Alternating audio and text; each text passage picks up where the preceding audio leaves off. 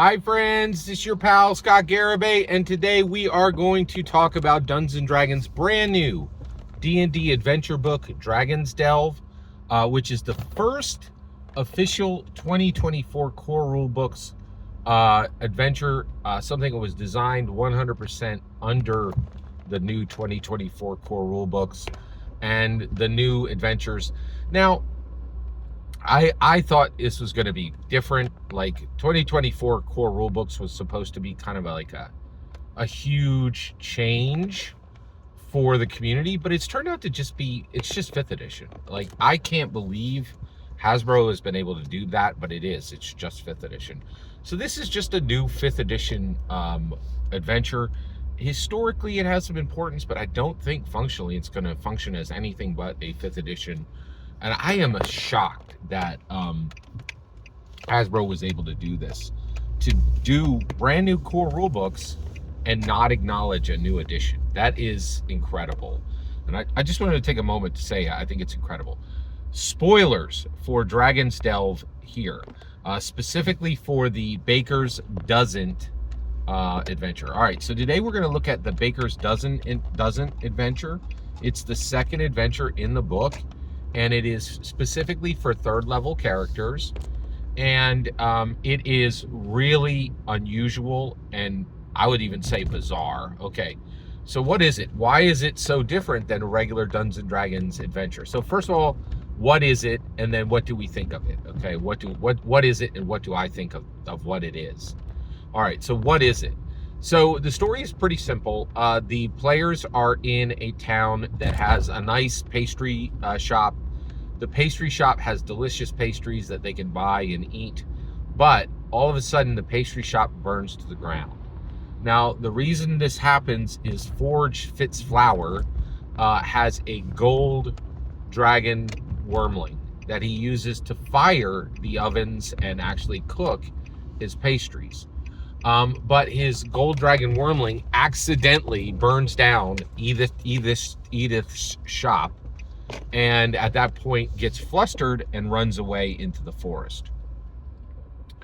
Forge Fitzflower wants to find his gold dragon wormling, sends and then engages, either pays them or requests help from the player characters to get this gold dragon wormling back. The gold dragon wormling has gone right into a Hansel and Gretel situation, right? And so this is Hansel and Gretel if the children are the children of dragons. So it's gold dragon wormling, right?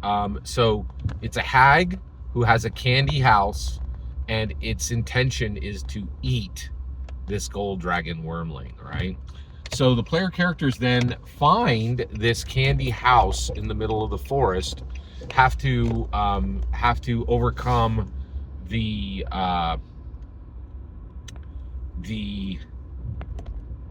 hag, which is Mr. Nibblecheeks, and his gigantic cyclopean doll, right?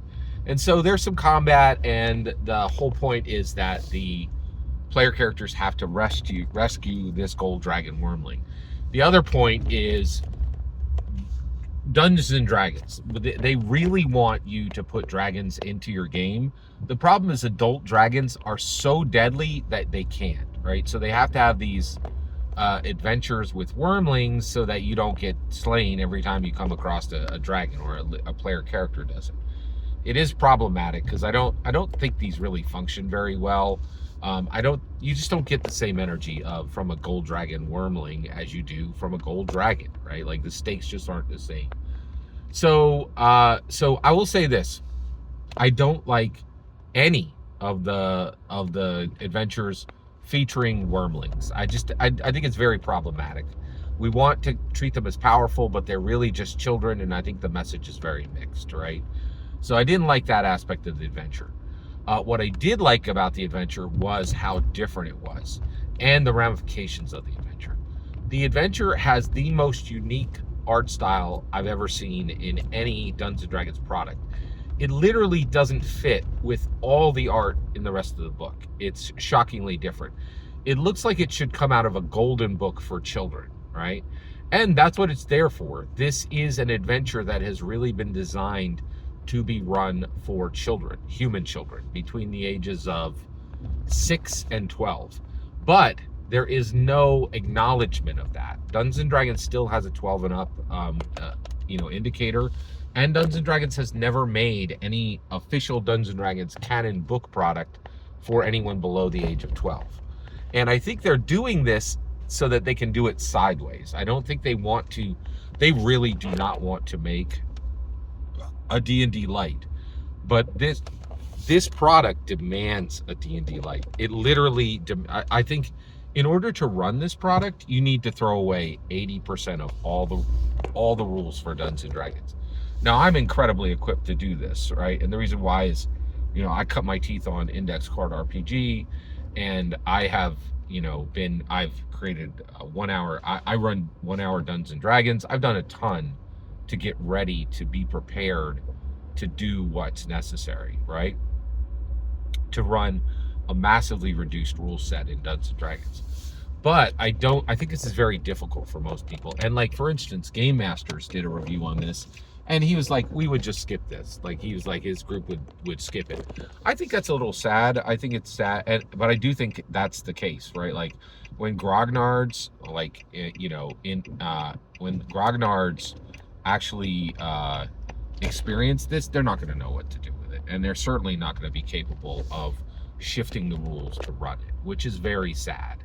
So I think it was excellent that this entire thing is so shockingly different. This is, hey, here's an adventure for children, but without saying we're lowering the requirement below 12, which I think is really, really interesting, right? Like, they don't want to make a child product, but they quite literally just made a child product.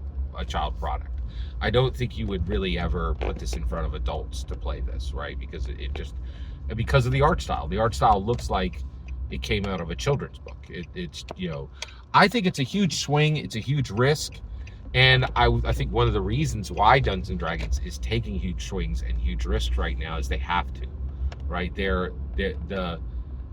Critical Role is coming for them, right? Critical Role has now put themselves in this Abraham Isaac position, where Critical Role is the only group of 9 people in the world who have made themselves millionaires and now are perfectly positioned to destroy, to defeat and slay the thing that created them as millionaires. We've never seen anything like this. Every single word you just heard in this video is my humble opinion. Nothing more, nothing less. The important part is when I get to hear your humble opinion. When you get in the comments and send your traffic, please consider liking, subscribing, and have a fetch millennium.